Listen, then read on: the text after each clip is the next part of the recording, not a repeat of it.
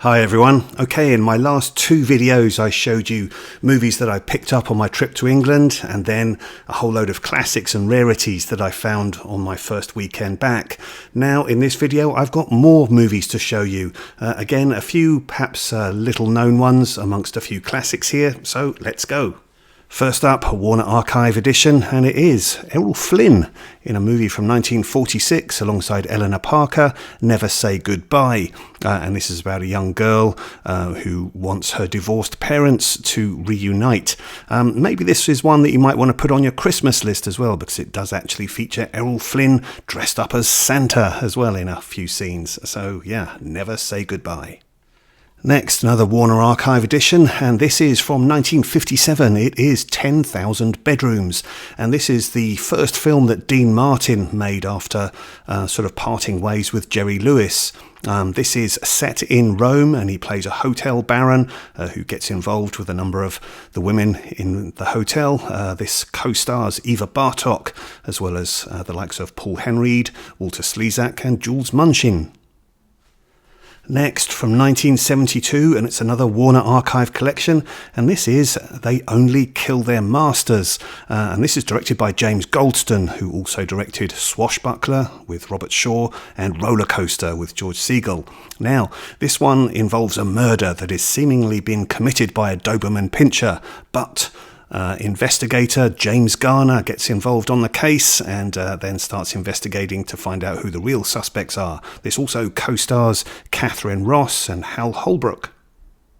Next, classic satire from 1975. You can get this in the Criterion collection. I do have it already on Laserdisc. This is directed by Hal Ashby, Shampoo, starring Warren Beatty, Goldie Hawn and Julie Christie. Next, from 1987, and adapted from the novel by Bret Easton Ellis, who also wrote American Psycho, we have Less Than Zero, starring Andrew McCarthy, Jamie Gertz, and Robert Downey Jr. Next, another one from 1987, and directed by John Flynn, who also directed Robert Duvall in The Outfit, as well as directing William Devane in The Great Rolling Thunder. But yeah, this is Bestseller. I really enjoyed this one when I originally saw it. James Woods as a former assassin who wants to write a tell-all book, and Brian Dennehy playing the author who agrees to help him, but they then get involved in various shenanigans. But yeah, pretty decent thriller, this one. Good fun, great cast, also co-starring Victoria Tennant. Next, I've got a musical from 1952, and it is Damon Runyon's Bloodhounds of Broadway, starring Mitzi Gaynor and Scott Brady, about a gambler falling in love. I like these 20th Century Fox musical editions. They come complete with a little booklet and then also some art cards as well. Sorry, I mean lobby cards. So just to show you, nice images from the movie. Next, a movie from 1973, and it's one I've been wanting to see for quite some time. I've just never come across it. It is Cinderella Liberty, directed by Mark Rydell, who also directed On Golden Pond, and starring James Caan, Marsha Mason, and Eli Wallach. Telling the story of a naval officer who docks in Seattle. He has what's called Cinderella Liberty, which means he has shore leave until midnight. He ends up winning a call girl in a game of pool, played by Marsha Mason, but then finds out that she has an 11-year-old son and a baby on the way. In some respects, it brings to mind the film Dogfight, which starred River Phoenix and Lily Taylor.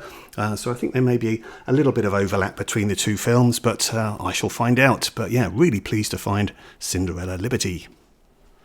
Next, I've got two Warner Archive titles starring two actors who both made their screen debut in this film, Where the Boys Are. And those actors are Jim Hutton, who also went on to star in films such as The Green Berets and Hellfighters with John Wayne, and Paula Prentice, who also starred in films such as The Stepford Wives. So first up we have The Horizontal Lieutenant. And then also with an early starring role for Steve McQueen, The Honeymoon Machine. Next, a movie from 1984 starring Tom Selleck, and it is Lassiter, in which he plays a jewel thief during World War II who is enrolled to break into a German embassy. This also stars Jane Seymour, Lauren Hutton and Bob Hoskins. But yeah, real shame that Tom Selleck didn't get properly established as a movie star. Definitely great on TV as Magnum, and then later on in his career in Blue Bloods, which I haven't really watched. But yeah, in the 80s there was a real effort to try and make him a movie star, but Lassiter flopped, High Road to China didn't do very well. Runaway was one I did go and see at the cinema, but I like that movie, but again, it's not a great one. But yeah, Lassiter, not great, but glad to have it. Nice artwork on the cover here. Next, now when it comes to Douglas Sirk melodramas, I have these three on Criterion Editions: All That Heaven Allows, Magnificent Obsession and Written on the Wind. Just absolutely brilliant movies. But whilst it's not Criterion, I am now pleased to add Imitation of Life to the collection, starring Lana Turner. A really great movie as well. So yeah, I love Douglas Sirk melodramas. In fact, at the BFI South Bank this month, they are doing a series of melodrama movies, and they will be including some Douglas Sirk ones there. So yeah, definitely if you get the chance to go and see those, do so. But yeah, great to have Imitation of Life.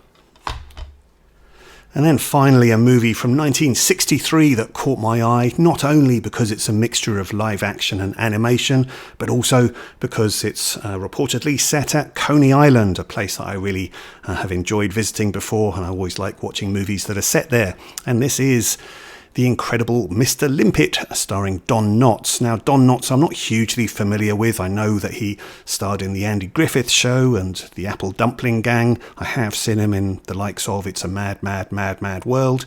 But yeah, I'm not hugely familiar with Don Knotts. So yeah, here we go. The Incredible Mr. Limpet.